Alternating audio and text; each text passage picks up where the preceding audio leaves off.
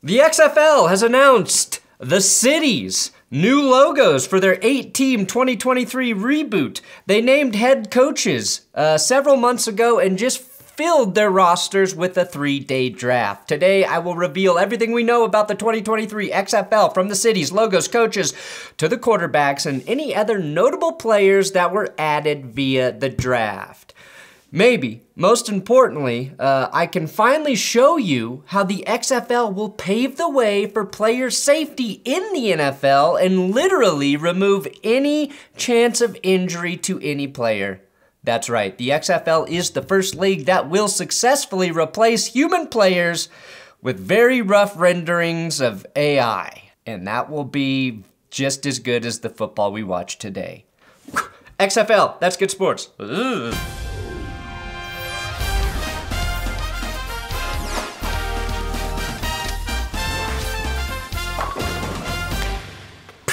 Please, for all football-related news and updates and shenanigans, subscribe here. Today's episode is sponsored by my friends at Underdog Fantasy. If you want to test your skills against me in weekly fantasy leagues, download the Underdog app or go to underdogfantasy.com and use my code ThatsGood. There is a link below for this week's NFL fantasy contest. I have the details there in the description, but as soon as the league is full, the draft will start. It's 6 rounds. It's really simple. You just draft your team in my league, and whoever scores the most points that week wins. Now, if you want to use your brain for the pick'em games and live in one of the qualifying states, you can win up to 20 times your money. Build a pick'em entry with 2 to 5 players and guess higher or lower in stat totals for the week, or pit 2 players' stats against each other in the Rivals contest. Again, use my code ThatsGood or the link below, and Underdog will double your first deposit up to $100. The XFL reboot of the reboot will kick off Saturday, February 18th. Now we know what the teams will look like, where they will play, and how they will ultimately break our hearts. Essentially, there's only one new team name in the XFL, 4 new team locations, and new designs for every logo except the Battlehawks, which was already perfect. So let's start there. The St. Louis Battlehawks, or as I call them, the Taylor Heineke Incubators. Heineke has graduated from crushing Bud Light seltzers to sipping on Busch Light, like a refined NFL quarterback. Now, the Battlehawks head coach is Anthony Bichette. Anthony Betch, please, was a former first-round pick at tight end by the Jets, who spent 12 years in the league, including a stint with the St. Louis Rams before becoming a tight ends coach for the San Diego Fleet of the AAF. Now, they drafted quarterbacks A.J. McCarron, yes, and Ryan Willis in this new XFL draft. Now, you might remember former Bengal and Raider A.J. McCarron. He's got the girlfriend who made Brett Musburger invest in Viagra. He also almost won a playoff game. Now, Ryan Willis played at Kansas and Virginia Tech and was MVP of the 2021 Spring League before spending the offseason with the Bears. Willis was cut to make room for Nick Foles, because we all know Nick Foles needs a lot of room. The Battlehawks also drafted corner Channing Stribling, who had an incredible season in the USFL last spring with the Philly Stars. He led the league in interceptions with 7 while missing 3 games that season. Moving on to the Defenders. The DC Defenders get a new logo. The C inside of the D sort of looks like Pac-Man swallowed a star, but overall, I think this is a minor upgrade from their last logo, which kind of made them look like an MLS team, which is an upgrade from their first logo that had them looking like an MS team. Now, their tagline is also DC, we make the rules, which is a pretty hilarious way to describe policy and lawmaking. It should be, we don't make the rules, but we defend them.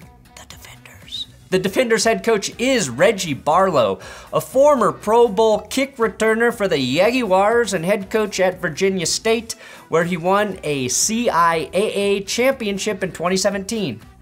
DC CIAA championship? I'm gonna call Reggie Barlow sleeper cell or double agent. Now DC drafted quarterback Eric Dungy. No, not a son of Tony Dungy, but if Tom Brady and Tony Dungy did some sort of magical sex after snapping this photo, Eric Dungy is the child they could have created. Dungy has been on the Giants, Browns, Dallas Renegades, Bengals, and now Defenders roster. Dungy played at Syracuse for 4 years, had brief stints with the Browns and Bengals, and actually played in the 2020 XFL season for the Dallas Renegades. DC also drafted corner DeJuan Neal, who was one of the first USFL players to sign with an NFL team this offseason. It didn't work out with the Commanders, but he's a good defensive back going to the Defenders. They also took Baylor running back Abram Smith, who had an impressive 12-touchdown, 1,600-yard rushing season last year. The Guardians. The New York Guardians moved to Orlando, basically like an elderly couple in their twilight years, and get a new logo, which is some kind of nondescript scary beast. The kind of thing that you'd want Guardians to protect you from. The Orlando Guardians head coach is Terrell Buckley, who you might remember as a 14-year vet in the NFL, who was most recently a cornerbacks coach for Ole Miss. They drafted quarterbacks Quintim Dormady and DeAndre Francois, who sound like the two leading actors in a black and white French film about how art is actually better than sex. Dormady played for Tennessee, Houston, and Central Michigan over a 5-year college career. Francois played at Florida State and most recently quarterbacked the Bored Ape Football Club of the fan-controlled Football League. Yeah, I wonder if they're gonna stick with that name. In the draft, the Guardians made another big splash when they signed the infamous D Virgin. That's right, D Virgin is going to need a legal guardian to sign off on him ever having sex at this point. It's a miracle he escaped the NFL a virgin after being passed around from team to team like a doobie. Even Adam Schefter was giving us D-Virgin news every week back in 2021. They also took Charleston Rambo, who set the Miami Hurricane single season receiving record for yards and receptions at 79 and 1,117. The Dallas Renegades move all the way over to Arlington and get a new logo. Not sure why they are now called Arlington, since that is a suburb of Dallas.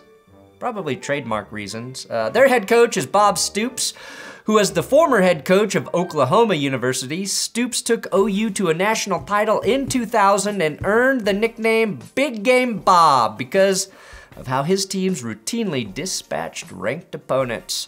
Stoops came out of retirement to coach the Dallas Renegades and actually came back to serve as an interim head coach for Oklahoma for one game after Lincoln Riley ditched him for USC, and he's now back at Arlington. The Arlington Hank Hills. Now that would have been a name. They drafted quarterback Drew Plitt and former Breakers near champion QB Kyle Sloter. Plitt played at Ball State. Plitt played at Ball State and had a cup of coffee with the Bengals, and Kyle Sloter needs no introduction.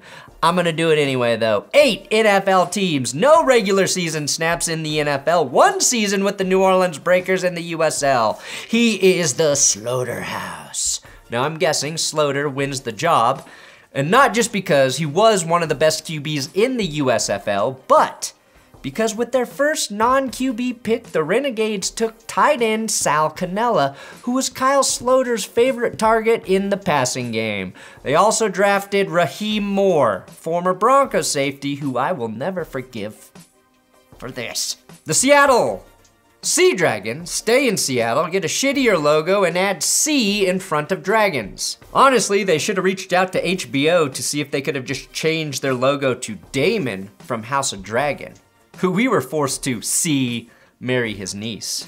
Now their head coach is Jim Haslett, who previously coached the New Orleans Saints for 6 years in the early 2000s as the predecessor to Sean Payton. They just drafted quarterback Ben Adanucci and former Colorado Buff Steven Montez, who spent some time in the NFL with the Commanders and the Lions.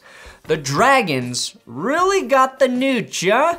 Benadanici, of course, has been a backup QB for the Dallas Cowboys the last couple seasons before they ultimately waived him this offseason. After that, they took Liberty wide receiver Kevin Shaw, who put up 6 touchdowns and 516 yards last season, and that was just on 28 receptions. So I'm thinking he could be a big play guy in this league. The Houston Roughnecks stay in Houston and have who I think is hands down the best head coach in the league and Super Bowl champion Wade Phillips, AKA my best friend. Wade is 100 years old, which is why he has so much football knowledge, but players love him, despite the kind of age gap that is longer than the average human life expectancy. I believe he will have the Roughnecks deploying the best defense in the league. The Roughnecks, who are already in Houston, should keep their eye on the roughest neck in NFL QB Davis Mills in case he becomes available. The fit, oh my God. Davis would be forced to grow a neck beard, keep his face clean shaven, so he indeed would have the roughest, longest neck on earth. Who'd they draft at quarterback? Oh yeah, Caleb Ellaby and Brandon Hi-Ho Silvers. Ellaby is really interesting because before the Broncos traded for Russell Wilson, Ellaby was a guy they had their eyes on as a possible QB to draft late in 2022. Oddly, he landed at Seahawks minicamp, but never got a shot on an NFL roster. The former Western Michigan Bronco might get a chance to show the current Broncos he can still be their guy. Now with their first pick, that wasn't a QB, they took one of the best named players ever in running back Adrian Killins. I might have to buy a Killins jersey. Killins spent time on the Eagles and Broncos practice squad before Denver put him on IR last year.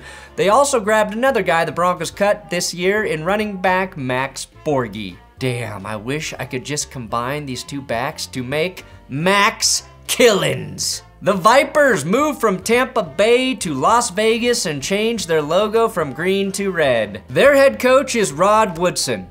Now I'm gonna spoil it for you, as the San Antonio Brahmas head coach is Hines Ward. Woodson and Ward are two very intriguing head coaches in my opinion. Wade Phillips has had a massively successful, long NFL coaching career, but no current XFL head coach has had as much success in the NFL as former Steelers wide receiver Hines Ward and Hall of Fame corner / safety Rod Woodson. They are basically looking at Jeff Saturday and wondering why they are having to try and prove their value by going through the ranks of, coaching. Now the Vipers drafted quarterbacks Jalen McClendon and the greatest spring football journeyman to ever do it in Luis Perez. Now I believe Perez has played and started in the AAF, the second XFL, the USFL, and now the third XFL. I thought Perez made some nice strides in the USFL last season, leading the league in passer rating, and now he's got a chance to build on that in the XFL. The Vipers took a player with a name I haven't heard in a while in receiver Martavis Bryant with their first non-QB pick. Bryant was playing up in Canada the last couple years, then the FCF, and now Vegas. They also landed former 8th overall draft pick in the NFL, edge rusher Vic Beasley. Beasley had that 15.5 sack season with the Falcons, made it to the Super Bowl with them where nothing memorable happened in that game. But that's gotta be the highest drafted player to land in the XFL. And finally, the Brahmas. The only team with a new name and location, the San Antonio Brahmas. What the fuck is a Brahmas? I don't know. Looking at the logo, my best guess is it's some kind of spiky uterus. They did select a quarterback with quite possibly one of the most fitting QB names ever, Jawan Pass. His last name is Pass, and he has 1 in his first name. I smell a Super Bowl in his future. That's right, I said Super Bowl. After he goes undefeated in the XFL and sets all the passing records, he jumps to the NFL and gets a ring. They also drafted poor Anthony Russo at QB. who obviously won't take a snap all season. San Ann drafted a few guys you might remember from the last XFL in Jaquez Patrick finishing as the 3rd leading rusher in the league, and Jalen Tolliver, 4th leading receiver in the league, also for the Vipers. One of the more interesting things I noticed is that there were numerous USFL players poached, jumping to the XFL. Now, I'm not sure what that means for either league, but the XFL starting in February, I think gives it an advantage in terms of player talent, because players have a chance to showcase their skills and then get on an NFL roster earlier, since the XFL season will start and conclude by right around the time the NFL draft ends. So it's just timing-wise a nice place for teams to grab a few players from the league that they think can fill holes after the draft, as opposed to having to wait until June once the USFL finishes up. And that's it. That's all we know about the XFL right now. Thanks for watching here on That's Good Sports. Come back tomorrow. I've got a big Tua Tagovailoa episode. Subscribe here. You know the deal.